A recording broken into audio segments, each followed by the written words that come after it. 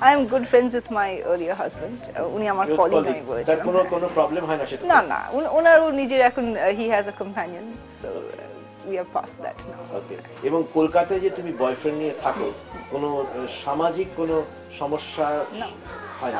আমার সামাজিক সমস্যা যাদের হয় তারা হয়তো একটু সেই দিকে নজর বেশি রাখেন বা দুর্বলতা থাকে যে অন্য লোকে কি বলছে আমার সম্বন্ধে, তারা একটু সেন্সিটিভ থাকে।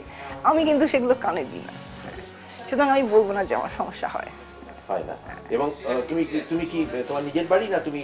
আমার নিজের বাড়ি। সুতরাং এখানে কিন্তু একটু ভাড়া পেতে বাড়িতে অসুবিধা নিশ্চয়ই। হয়। হ্যাঁ, আমি জানি আমার বন্ধুদের অসুবিধা হয়েছে, অনেক সময় তাদেরকে অনিচ্ছায় মিথ্যে কথা বলতে হয়, কেননা কিছু কিছু জায়গায় অনেকটা আমাদের সমাজ উদার হয়েছে এখন। আগে যেরকম মানে আমি যখন ছাত্র ছিলাম তখন এটা একটা বিরাট ব্যাপার ছিল, সবাই খুব। আর একটা লাস্ট প্রশ্ন হচ্ছে যে do you still believe in marriage, অথবা তুমি কি? Not for myself. Not for yourself. No. So তোমার boyfriend? I wouldn't like to. No. So you want to remain as you are? Yes, of course. Okay. Rimi, thank you very much for being so honest. আমরা শেষ পর্যায়ে এসে গেছি আমাদের অনুষ্ঠানের। খুব নতুন ধরনের আলোচনা হলো আজকে রিমি চ্যাটার্জিকে নিয়ে।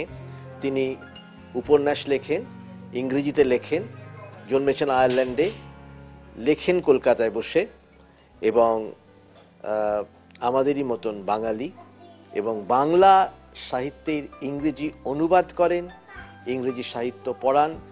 বিচিত্র তার কর্মক্ষেত্র।